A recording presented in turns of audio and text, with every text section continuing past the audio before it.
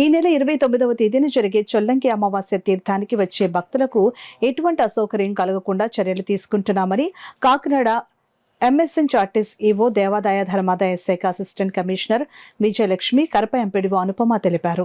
అందులో భాగంగానే మండల కేంద్రం కరప మండల ప్రజా పరిషత్ కార్యాలయంలో చొల్లంగి తీర్థం ఏర్పాట్లపై ఎంపీడీఓ అనుపమ ఆధ్వర్యంలో వివిధ శాఖల అధికారులతో ప్రత్యేక సమావేశం నిర్వహించారు. ఈ సందర్భంగా పలు శాఖల అధికారులకు ఈ నెల 28వ తేదీ అర్ధరాత్రి నుంచి 29వ తేదీన జరిగే చొల్లంగి తీర్థం ఏర్పాట్లపై పలు సలహాలు, సూచనలు అందించారు. ఈ సంవత్సరం చొల్లంగి అమావాస్య బుధవారం రావడంతో భక్తుల తాకిడి అధికంగా ఉంటుందని గమనించి ప్రత్యేక ఏర్పాట్లు చేయడం జరుగుతుందని ఎండోమెంట్ అసిస్టెంట్ కమిషనర్ విజయలక్ష్మి తెలిపారు. అదేవిధంగా ట్రాఫిక్ డైవర్షన్పై కరప ఎస్ఐ సునీతతో చర్చించారు. ఈ కార్యక్రమంలో తహసీల్దార్ సత్యనారాయణ, సూపరింటెండెంట్ నరసింహ, ఈవోపీఆర్డీ శ్రీనివాస్, వివిధ గ్రామాల కార్యదర్శులు పాల్గొన్నారు. పడకుండా స్నాన ఘట్టాల దగ్గర కానీ దర్శనాల దగ్గర కానీ ఎటువంటి ఇబ్బందులు పడకుండా క్యూ లైన్లను అలాగే చలువు పందిళ్లను ఏర్పాటు చేయడం జరుగుతుంది.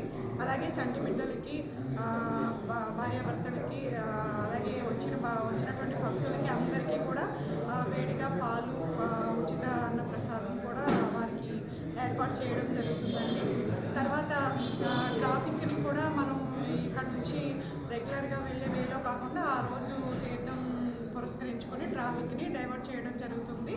సో దీనిని గమనించి ప్రజలందరూ కూడా డైవర్ట్ చేసిన దారిలోంచి వెళ్ళి ఈ యొక్క తీర్థం సక్సెస్ఫుల్గా జరగవలసిందిగా ప్రజలందరినీ కోరుకుంటున్నాము.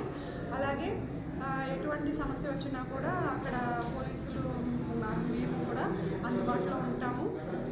తర్వాత ఆంబోతుల్ని తీసుకొచ్చి, అప్పన్న ఎద్దుల్ని తీసుకొచ్చి స్నానఘట్టాల దగ్గర స్నానం చేయించే కార్యక్రమం కూడా ఈ తీర్థంలో జరుగుతుందండి. అయితే ఇది జరిగేటప్పుడు భక్తులందరూ తెల్లవారుజామున 28వ తేదీ రాత్రి 1 గంట నుంచి స్నానాలు ఆచరించడం జరుగుతుంది. అది 29వ తేదీ 12 గంటల వరకు కొనసాగుతుంది. ఆ టైంలో భక్తులు రద్దీగా ఉన్న టైంలో ఈ అప్పన్న ఎద్దుల్ని ప్రవేశపెట్టడం వల్ల అక్కడ కొంచెం ఇబ్బంది తలెత్తే అవకాశం ఉంటుంది. కాబట్టి అప్పన్న ఎద్దుల్ని తీసుకొచ్చే భక్తులందరూ కూడా 12 దాటిన తర్వాత తీసుకొచ్చి తీర్థంలో స్నానాలు చేయించవలసిందిగా మిమ్మల్ని కోరుకుంటున్నాము. ఈ తీర్థానికి కావాల్సినటువంటి అన్ని ఏర్పాట్లని చేస్తున్నాము.